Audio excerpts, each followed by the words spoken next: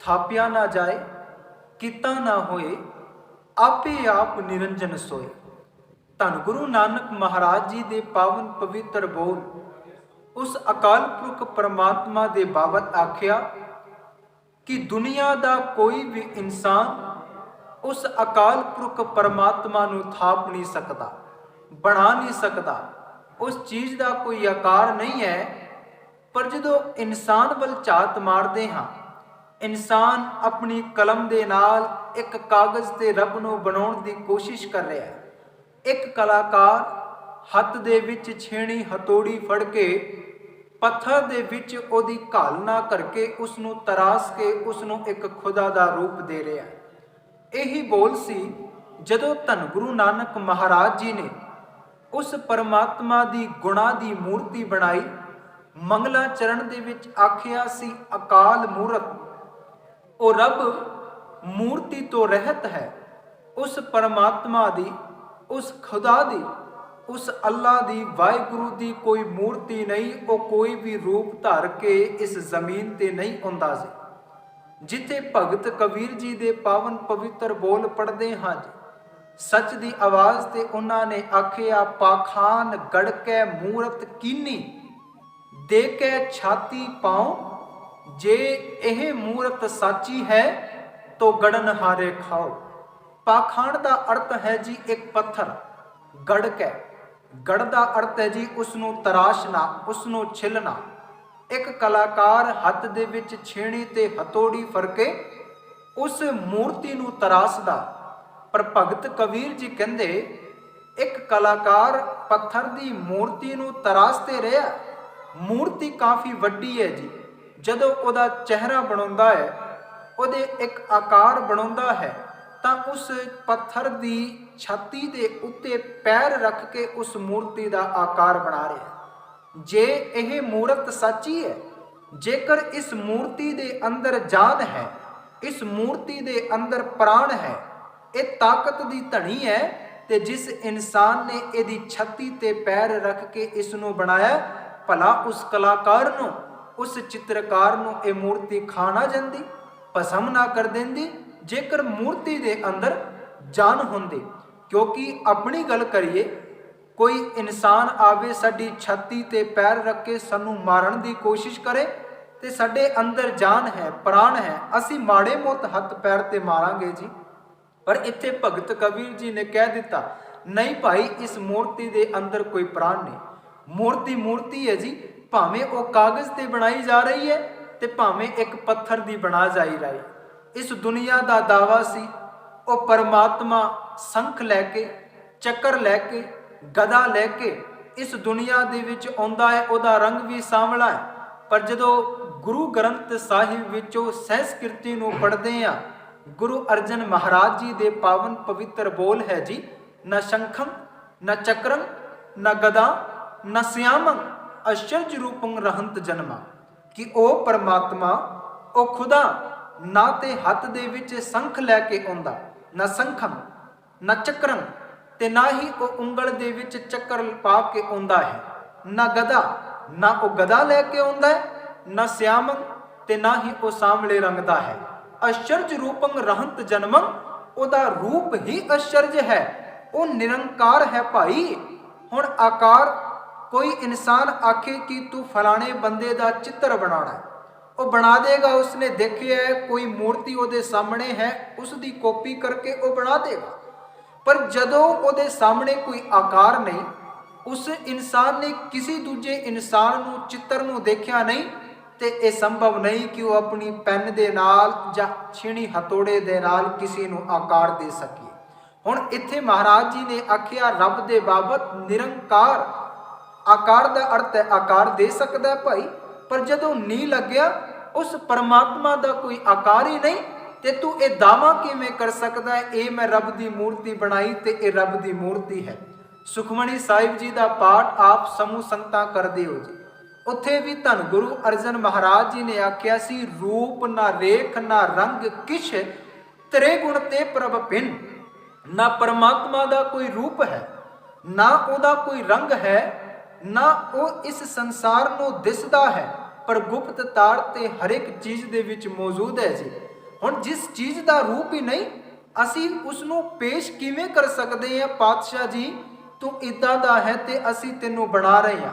ਨਾਲੇ ਉਹ ਸਾਰੀ ਸ੍ਰਿਸ਼ਟੀ ਦਾ ਮਾਲਕ ਹੈ, ਸਾਰੀ ਦੁਨੀਆ ਨੂੰ ਬਣਾਉਣ ਵਾਲਾ ਹੈ, ਤੇ ਅਸੀਂ ਇੱਕ ਕਾਗਜ਼ ਤੇ ਜਾਂ ਇੱਕ ਪੱਥਰ ਦੀ ਮੂਰਤੀ ਦੇ ਵਿੱਚ ਉਸ ਨੂੰ ਸਥਾਪਿਤ ਕਰਨਾ ਚਾਹੁੰਦੇ ਹਾਂ। ਨਹੀਂ ਇਨਸਾਨ, ਤੇਰੀ ਭੁੱਲ ਹੈ। रूप ना रेख ना रंग किश, तेरे गुण ते प्रभ पिन, ना रूप है ना रंग है, फिर तो उस परमात्मा दी मूर्ति किवें बना सकदा है। गुरु नानक महाराज जी ने यही आख्या सी कि उस परमात्मा दी कोई मूर्ति नहीं। अपने बोल ने जपजी साहिब बाणी उन्होंने उचारी, आख्या थापिया ना जाए किता ना होए, रब नूं कोई थाप नहीं सकता, रब नूं कोई बना नहीं सकता। पर गुरु नानक महाराज जी की मूर्ति बना के अज असी पूजी जा रहे हैं। माफ करना, ये जिहड़ी साडे घरां दे विच कंधां दे विच मूर्ति लगी है गुरु नानक महाराज जी की, ये गुरु नानक महाराज जी की मूर्ति नहीं है। ये ते एक कलाकार होया शोभा सिंह। शोभा सिंह ने आख्या सी कि मैं मूर्ति बनानी धन गुरु नानक महाराज जी की, ते जदों उसने मूर्ति बनाई, उन्हें गुरु नानक महाराज जी की मूर्ति नहीं सदों अपने नैन नक्श बनाए सी, अपनी मूर्ति बना रही सी। अज ਜਿਹੜੀਆਂ फोटोआं नूं वेख के असी कहते हैं ये गुरु नानक महाराज जी की मूर्ति है, माफ करना, ये गुरु नानक महाराज जी की मूर्ति नहीं, ये शोभा सिंह की मूर्ति है। ते असी एक बंदे दे सामने मत्था टेक रहे हैं। जदों वीर सिंह जी नूं बुलाया गया, मूर्ति का उद्घाटन करना सी, मूर्ति दे उत्ते पर्दा सी, ते जदों भाई वीर सिंह जी ने पर्दा चक्या, मूर्ति का उद्घाटन करन लगे, वो पर्दा अद्धा ही चक्या सी, फिर थाई पर्दा सुट दिता ते ए बोल बोल के वापस आ गई सी, साडे गुरु नानक महाराज जी की ये तस्वीर नहीं हो सकती। पर कौम ने ज़्यादा वल ध्यान नहीं दिता जी।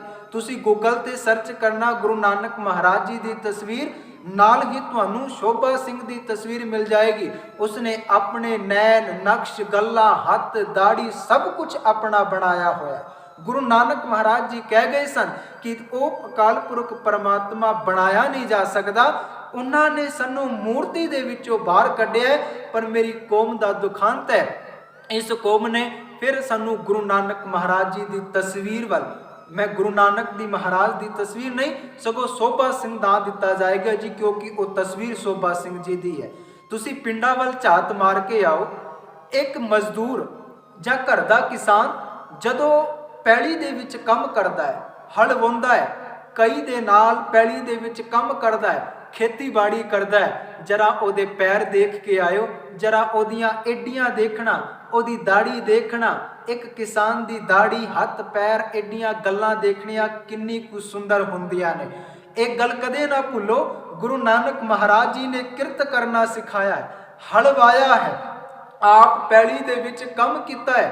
अज ते साडे सामने विग्यानिक दा दौर है जी, बहुत सोहणियां सड़कां बणियां ने, पर 550 साल पहलां दी गल करां, जदों सड़क की गल करते हैं, ऊबड़ खाबड़ रास्ता है। गुरु नानक महाराज ते भाई मरदाना जी कई सौ मील रोज पैदल चलते ने, लोकां नूं ज्ञान दे के आउंदे ने, उन्हां नूं अंध विश्वास दे विचों बाहर कढदे ने।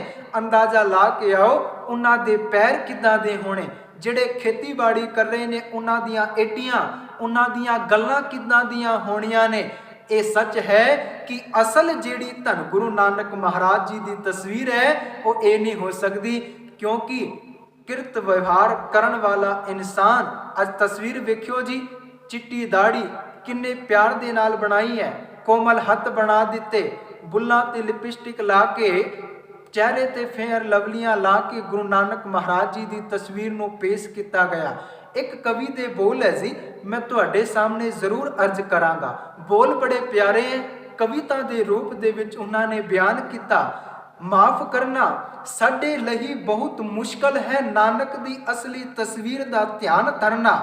पैंडे दी धूड़ नाल लत पत पिंजणियां, तिड़कियां अड्डियां, हनेरी नाल उलझी खुश्क दाड़ी, लूआं बर्फां दी झंबी परोड़ चमड़ी, गल्लां दा चिपकिया मास ते चेहरे दियां उभरियां हड्डियां दे डुंग च दगदियां मगदियां तेज अखां, अखां जो परिवार नूं, सरकार नूं ते हर संसार नूं टिच जाणदियां, ਬਹੁਤ ਖਤਰਨਾਕ ਸਿੱਧ ਹੋ ਸਕਦਾ ਹੈ। ਸਾਡੇ ਲਈ ਅਸਲੀ ਨਾਨਕ ਅਜਿਹੇ ਨਾਨਕ ਦੀ ਅਸੀਂ ਦਾ ਧਿਆਨ ਨਹੀਂ ਧਰ ਸਕਦੇ, ਜੋ ਘਰਾਂ ਨੂੰ ਉਜਾੜ ਸਕਦਾ, ਨਿਆਣੇ ਵਿਗਾੜ ਸਕਦਾ, ਕਿਸੇ ਕਾਬੇ ਵੱਲ ਪੈਰ ਕਰਕੇ ਪਰਕਰਮਾ ਵਿੱਚ ਲੇਟਣ ਲਈ ਉਕਸਾ ਸਕਦਾ, ਲਿਹਾਜ਼ਾਂ ਲੱਤਾਂ ਤੁੜਵਾ ਜਾਂ ਲੱਤਾਂ ਵੜਵਾ ਸਕਦਾ ਤੇ ਹੋਰ ਵੀ ਬੜਾ ਕੁਝ ਗਲਤ ਕਰਵਾ ਸਕਦਾ।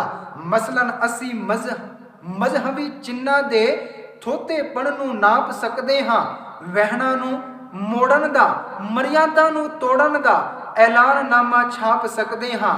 ਅਜਿਹੇ ਖਤਰਨਾਕ ਨਾਨਕ ਤੋਂ ਬਹੁਤ ਚਾਲੂ ਹਾਂ ਅਸੀਂ। ਸਾਨੂੰ ਤਾਂ ਚਾਹੀਦੀ ਹੈ ਖੈਰ, ਸੁਖ, ਸ਼ਾਂਤੀ। ਸਾਨੂੰ ਤੇ ਚਾਹੀਦੀਆਂ ਨੇ ਮਿੱਠੀਆਂ ਦਾਤਾਂ, ਵੱਧਦੀਆਂ ਵੇਲਾਂ ਤੇ ਵੇਲਾਂ ਨੂੰ ਲੱਗਦੇ ਰੁਪਈਏ। ਸਾਨੂੰ ਤੋਂ ਸ਼ੋਭਾ ਸਿੰਘ ਮੂਰਤ ਵਾਲਾ ਨਾਨਕ ਹੀ ਸੂਟ ਕਰਦਾ ਹੈ। ਸ਼ਾਂਤ, ਲੀਨ, ਲక్ష్ਮੀ ਦੇਵੀ ਵਾਂਗ ਉਠਾਇਆ ਹੱਥ ਚੋਂ ਫੁੱਟਦੀ ਮਿਹਰ ਤੇ ਅੱਖਾਂ ਚੋਂ ਡੁੱਲ ਪੈਂਦੀ ਕੋਮਲਤਾ, ਸਿਲਕੀ ਸਫਾਫ ਦਾੜੀ, ਗੋਲ ਮਟੋਲ ਗੋਰੀਆਂ ਗੁਲਾਬੀ ਗੱਲਾਂ, ਫੇਅਰ ਐਂਡ ਲਵਲੀ ਸੁਰਖ ਟਿਪਸੀ ਹੋਠ, ਮੁਲਾਇਮ ਜੈਮਨੀ ਪੈਰ, ਕੁੱਲੇ ਬਾਰਕੀ ਹੱਥ, ਪੈਕੰਬਰੀ ਵਸਤਰਾਂ ਦਾ ਅਲੀ ਨਿਖਾਰ। ਸਾਡੇ ਇਨ੍ਹਾਂ ਘਰਾਂ ਦੀਆਂ ਕੰਧਾਂ ਤੇ ਨਾਨਕ ਦੇ ਸ਼ੋਭਾ ਸਿੰਘ ਚਿੱਤਰ ਹੀ ਟਿਕ ਸਕਦੇ ਨੇ।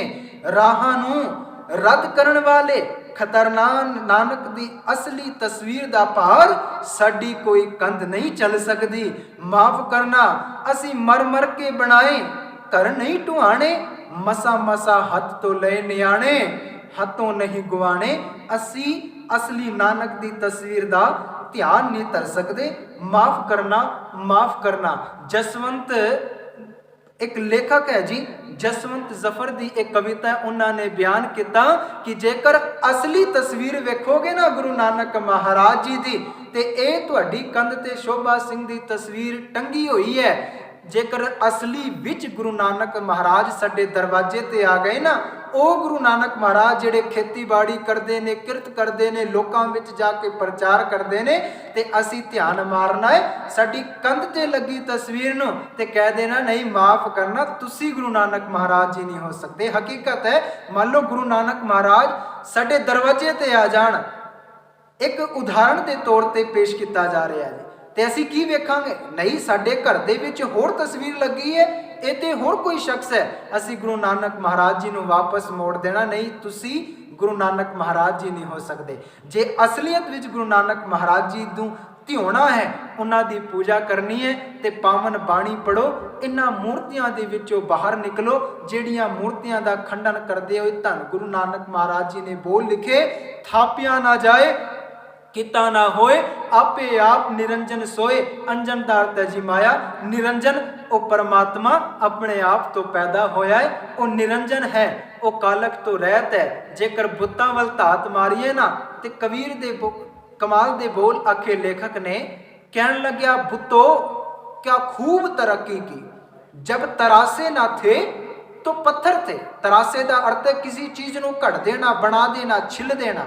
ਜਦੋਂ ਤੁਸੀਂ ਇੱਕ ਆਮ ਪੱਥਰ ਸੀ, ਤੁਹਾਨੂੰ ਤਰਾਸਿਆ ਨਹੀਂ ਗਈ ਤੇ ਤੁਸੀਂ ਪੱਥਰ ਸੀ, ਤੇ ਜਦੋਂ ਤੁਹਾਨੂੰ ਤਰਾਸਿਆ ਗਿਆ ਤੇ ਤੁਸੀਂ ਆਪਣੇ ਆਪ ਨੂੰ ਖੁਦਾ ਸਾਬਿਤ ਕਰ ਲਿਆ।